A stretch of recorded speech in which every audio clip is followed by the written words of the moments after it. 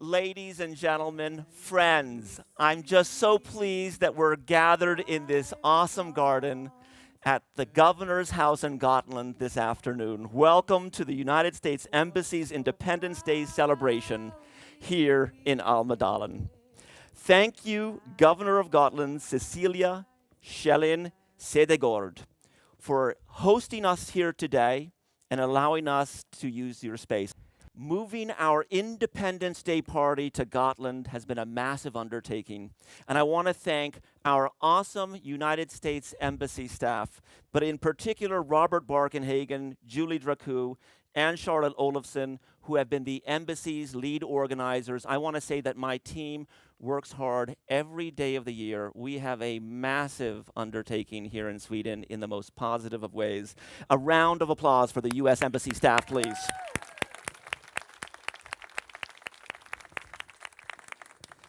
And I want to thank our sponsors, just fantastic partners, for making this Independence Day possible. I want to say something about each one of our sponsors because without them we could not have held this event today, and it's a great team of private sector friends, both from Sweden and from the United States.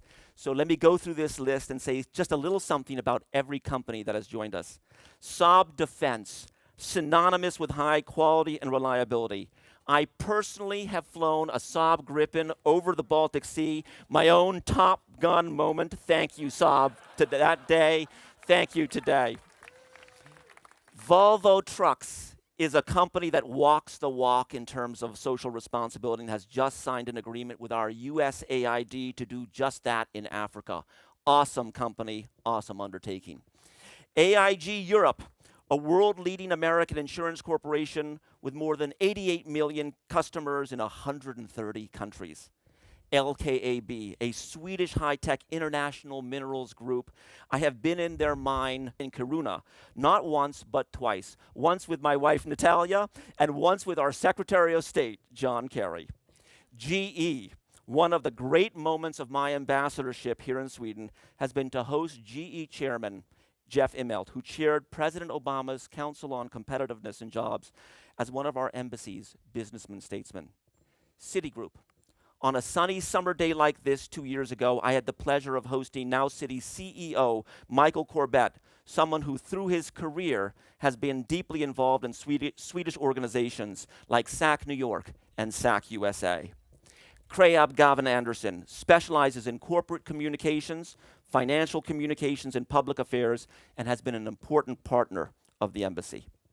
BD Medical, a medical technology company that serves healthcare institutions, life science, researchers, clinical laboratories, industry, and general public.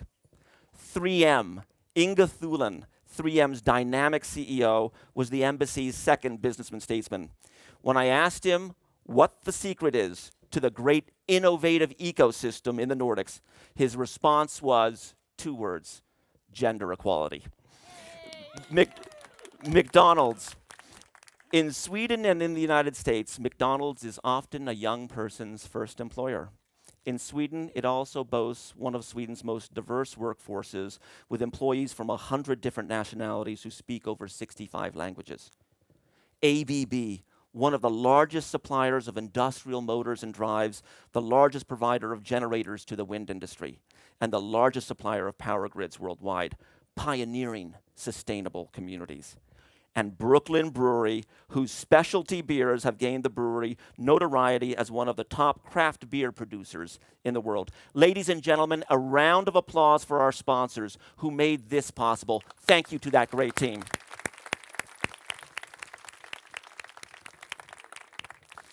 Ladies and gentlemen, every year on July 4th, Americans across the world gather with friends and family to celebrate Independence Day.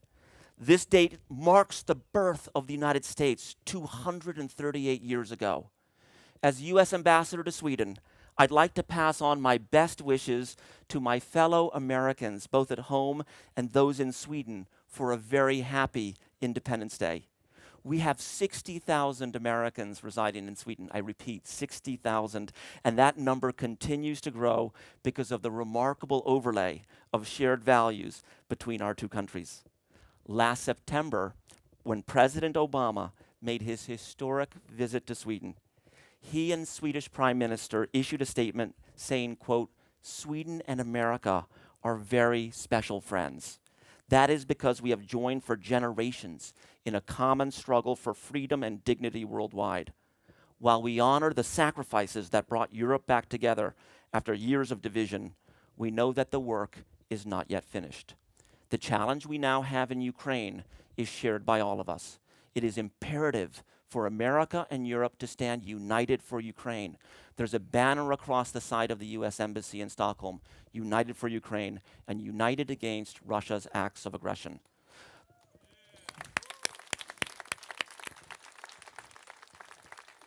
The challenges we face together are not just limited to security, but extend to human rights and human dignity.